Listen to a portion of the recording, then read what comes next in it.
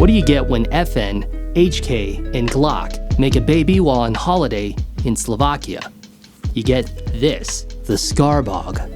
It's a 16-inch roller-delayed 9mm carbine with an Ugg Boot that takes Glock mags. And you can buy one configured like this for about $1,500, or convert an existing Stribog with a kit. In this case, Global Ordnance sent me a kit for review from both a conversion and use experience.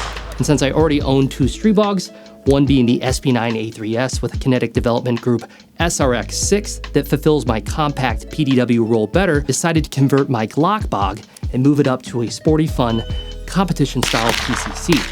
Now, if $1,500 is out of your price point, fret not, because X-Star USA produces some excellent products for $500 and below. And conveniently, they're the sponsor of this channel. They're great folks. It's a pleasure working with them. Make sure to check out their Instagram that got nuked recently. Give them a follow, and then scoot over to xstarusa.com. Buy yourself a little slice of polymer freedom and some 18-round Glock mags, which are a steal. Thanks to Global Ordnance for providing ammo.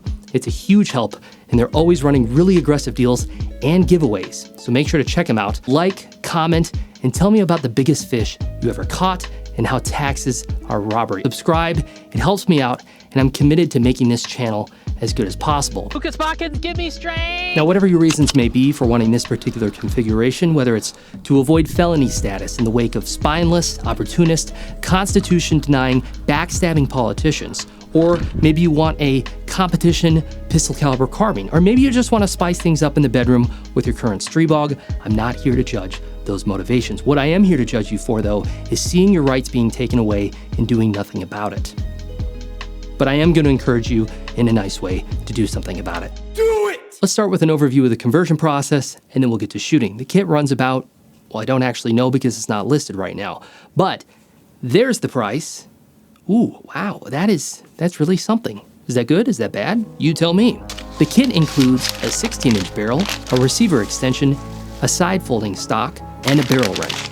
Additionally, I installed a Grand Power muzzle brake and an F5 modular stock, aka the Ugg Boot. The conversion process is pretty straightforward as long as you know what to expect. I'm gonna link a video below that I used for reference. If you know how to take down the gun, removing the stock, the recoil assembly, removing the extractor, and then popping off the lower is pretty straightforward. I used a vise with wooden blocks to protect the finish and secure the receiver.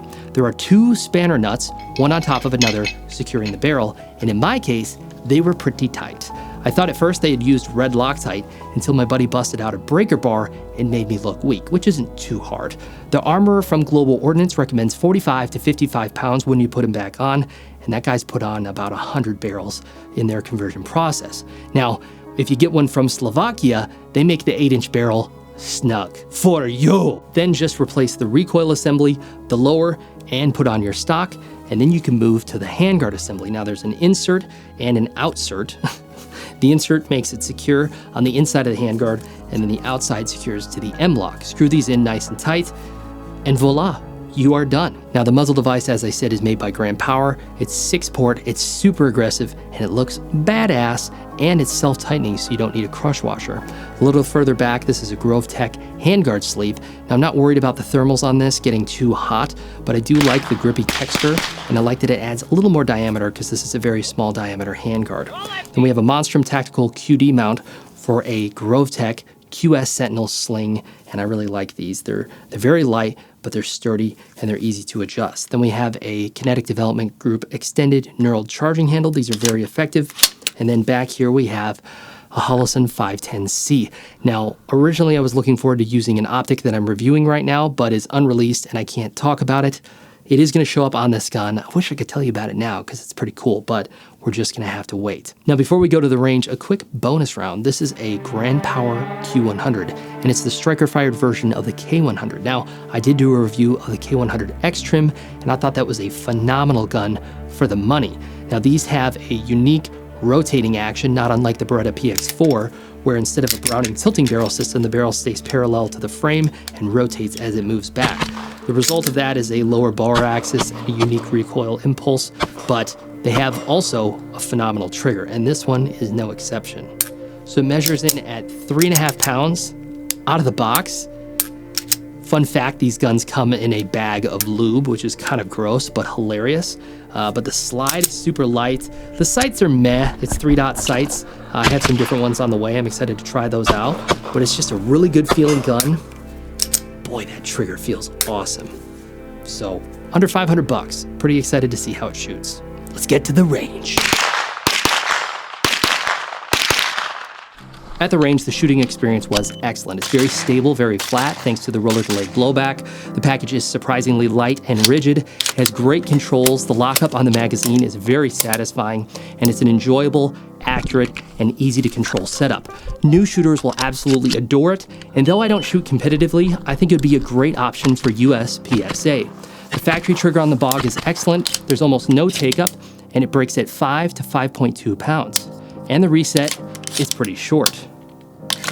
Additionally, the F5 stock is worth it for the cheek weld, and the $250 street price isn't that bad for a folding stock.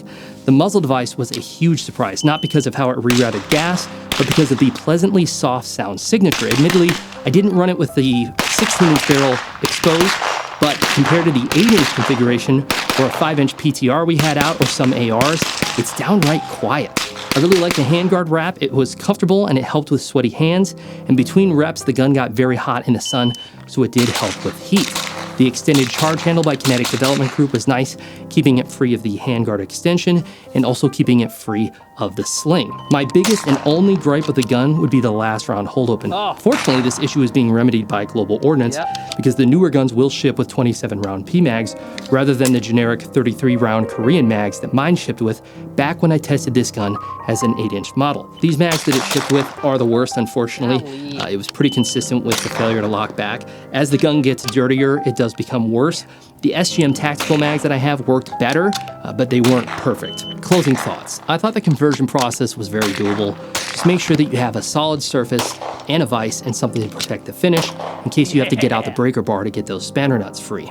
Now the price I think was reasonable for $400, especially if you bought a Stribog with a brace, and now you're faced with either a $200 tax stamp and a wait time, plus the cost of a new compatible stock, versus buying the complete gun at $1,500. Now there is a third option, and it's my favorite, and it costs nothing. Now about that $1,500 version, it can be had like this with the F5 stock, just without the muzzle device, and you can get it in flat dark earth, which is quite sexy. So overall, I think it's a great gun. I think the conversion process is worth it, and you just want a fun run and gun competition style gun. On a closing note, I'm pleased to announce that in addition to the car videos, I'm also going to start doing dedicated rants. I think you're going to enjoy these. The first one's going to be about the new golden rule. But I'm not going to leave you hanging this time, so thanks for watching, and remember that your family should be your #1 mission and priority. I'm reading a book right now called Husbands and Fathers by Derek Prince. We're going through it in our men's group. And he talks about the illusion of success and how we're urged by society to climb this ladder as high and as fast as we can because we're doing it for our loved ones, when in fact, our absence can quickly and easily become more abundant than our provision. And this just can't be allowed to happen. Our children represent the greatest impact that we can have on society. And you can either invest the time, which is true provision, and embed your values and beliefs and send them out into the world full of love with a solid foundation and a sense of purpose, or you can let the state and the whims of society raise them and rely on the education system and popular culture and risk them being subservient yes men and women that fall in line and don't ask questions.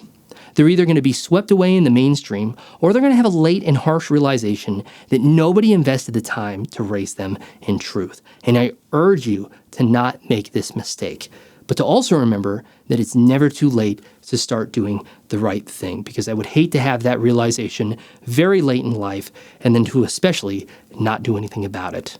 I love you all. I hope you have a great week. Look forward to our first episode, The New Golden Rule.